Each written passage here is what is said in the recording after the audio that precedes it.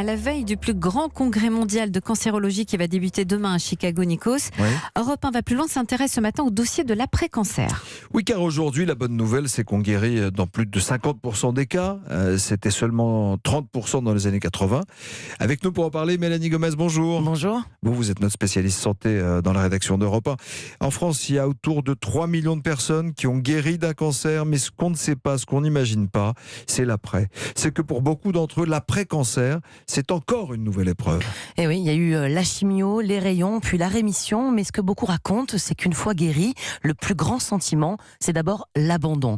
Ils ne voient plus leurs médecins, leurs infirmières, ceux qui les ont accompagnés, souvent de longs mois, et puis même du côté des proches, de la famille, souvent pendant la maladie, ils ont été là, très présents, et tout d'un coup, ils disparaissent, ils considèrent que c'est bon, vous en êtes sortis, donc tout va bien, et qu'il faut passer à autre chose. Enfin, il y a aussi la question de la reprise de la vie d'avant, du travail, de la vie de couple, pas toujours évident, après des mois de lutte contre la maladie. Ça veut dire qu'une fois guéri, on sombre dans la dépression ? Alors pas forcément jusqu'à la dépression, mais dans le cancer du sein par exemple, 10 à 30% des femmes vont souffrir de symptômes dépressifs dans l'année qui suit l'arrêt des traitements. Donc on le voit bien, la guérison psychique se fait pas toujours au même rythme que la guérison physique.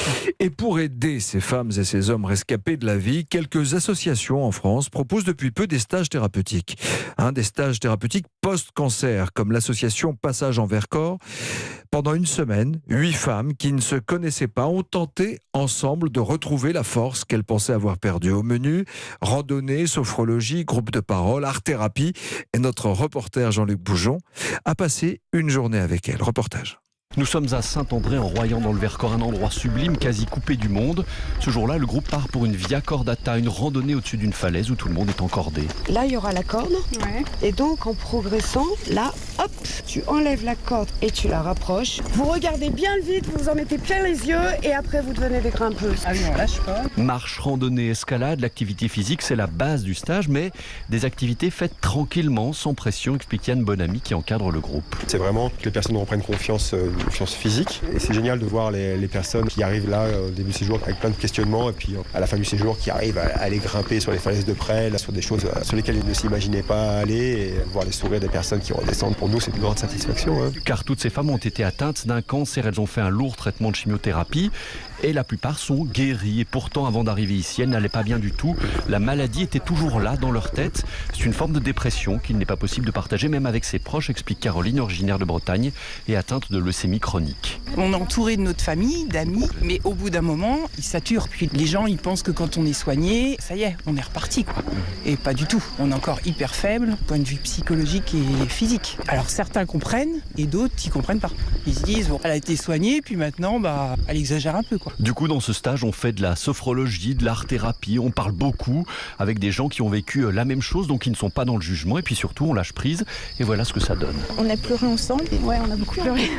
Ouais, moi j'ai beaucoup pleuré, c'est clair. Mercredi, on a pleuré toute la journée, ça a été une horreur. Ça fait remonter les émotions, donc on pleure, mais par contre on se soutient, parce que chacune craque à un moment donné, et ça c'est génial, quoi.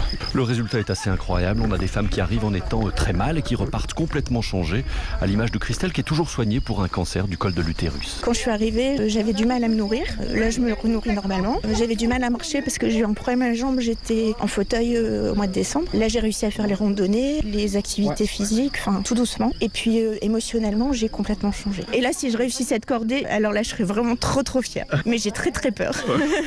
Voilà Christelle qui a réussi à traverser au-dessus du vide. Cela n'a pas été évident. Elle a eu des difficultés, mais les encadrants et ses copines l'ont aidée. Elle y est parvenue comme un symbole de ce que ce stage permet. Je vais repartir plein d'espoir et avec plein de petits projets. Ça redonne carrément confiance en moi parce que les encadrants pourront le dire, je suis arrivée vraiment dans un drôle d'état. D'ailleurs, j'en suis émue de vous le dire.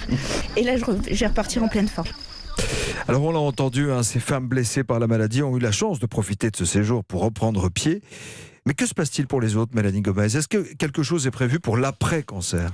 Eh bien, quelques hôpitaux proposent effectivement dès la fin des traitements un suivi psychologique, mais c'est pas systématique. Et puis, il y a donc 4 ou 5 associations seulement qui proposent ce type de stage. Alors, rien n'est pris en charge par la sécurité sociale. Là, ces femmes ont payé de leur poche 500 € pour la semaine. Tout le monde ne peut pas se le permettre. Donc, il va falloir que les autorités sanitaires s'emparent du sujet, même si pour le moment, l'après-cancer, ce n'est pas une priorité, d'autant que le nombre de malades guéris va exploser. Et ça, c'est une très bonne nouvelle.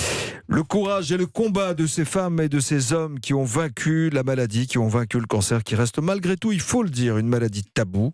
On en parle, mais moins quand il s'agit de rémission, et même dans les entreprises ou dans la société, on ferme un peu les yeux, puis on dit j'espère que tu vas bien. Eh bien, pour aller bien, il faut tendre la main. C'est ce que vous nous avez prouvé dans ce reportage. Merci Mélanie Gomez avec Jean-Luc Boujon pour ce dossier signé Europe 1 va plus loin.